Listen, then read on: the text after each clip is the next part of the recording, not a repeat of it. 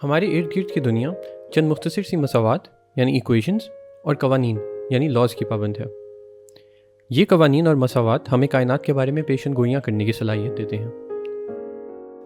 مطلب اگر آپ کے پاس کسی سسٹم کی موجودہ حالت یعنی پریزنٹ اسٹیٹ ہو تو آپ ان مساوات اور ان قوانین کو استعمال کر کے اس سسٹم کی مستقبل کی حالت یعنی فیوچر اسٹیٹ ڈھونڈ سکتے ہیں۔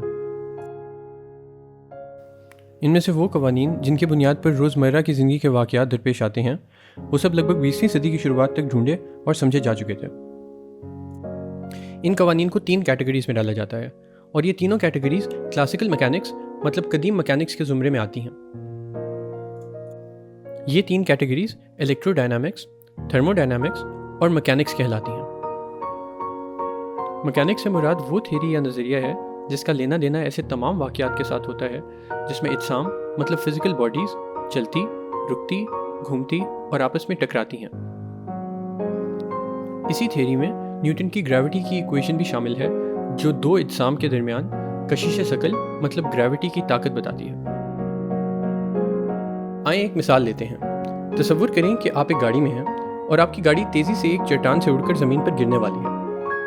ویسے تو آپ اس قسم کی صورتحال میں کلمہ پڑھیں گے، لیکن اگر آپ اس قسم کے متوقع فطری خوف سے آزاد ہیں اور یہ جاننا چاہتے ہیں کہ آپ کی گاڑی کتنا دور گرے گی، کہ آپ کی گاڑی کو گرنے میں کتنا وقت لگے گا اور یہ کہ گاڑی کو گرتے ہی کتنا جھٹکا لگے گا، تو آپ ایسے تمام سوالوں کے جواب نیوٹن کی میکینکس کے ذریعے ڈھونڈ سکتے ہیں۔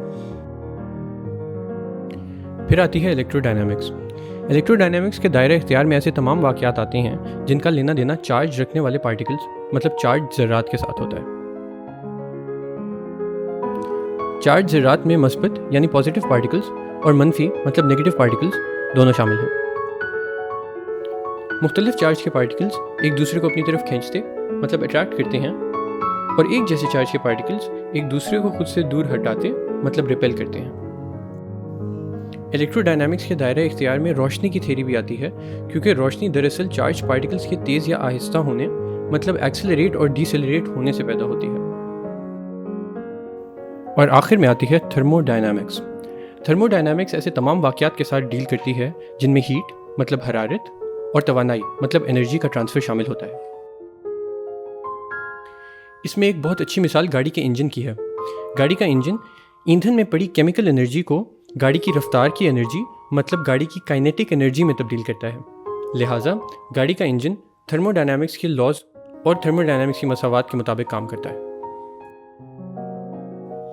مگر 20ویں صدی کی شروعات میں کچھ ایسی سچویشن سامنے آنے لگیں جن میں کائنات میں ہونے والی چیزیں ان قوانین کی پریڈکشنز کے برعکس تھیں۔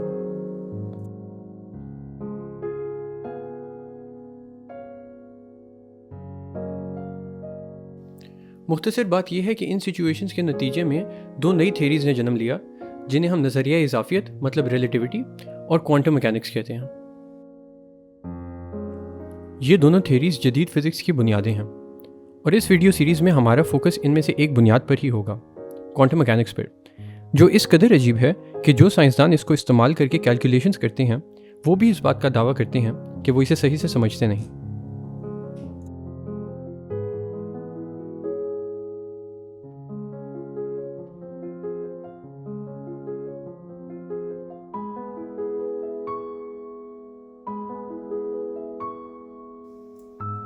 اگرچہ عام طور پر کوانٹم میکینکس کو ایک بہت عجیب و غریب تھیوری بنا کر پیش کیا جاتا ہے جو کہ بالکل درست ہے، میں اس ویڈیو سیریز کے ذریعے آپ کو یہ احساس دلانا چاہتا ہوں کہ فزکس کی تھیریز چاہے وہ کتنی بھی عجیب نظر آئیں، من گھڑت کہانیاں نہیں بلکہ میتھمیٹکس کی بنیادوں پر کھڑی ایسی ایکسپلینیشنز ہیں جو ہماری کائنات میں ہونے والے لگ بھگ تمام واقعات کو نہایت خوبصورت انداز میں بیان کرتی ہیں۔ تو آئیں میتھمیٹکس کے اس حسین سمندر میں غوطہ لگاتے ہیں۔